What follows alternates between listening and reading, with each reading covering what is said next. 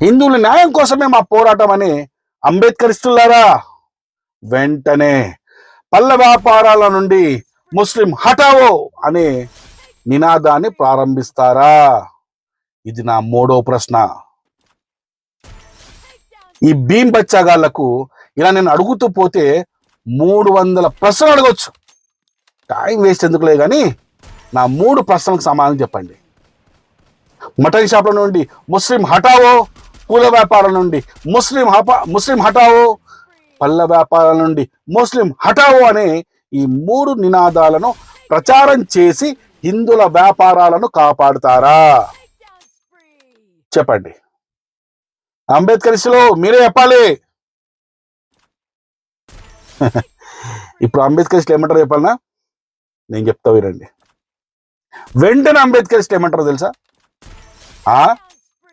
అట్లా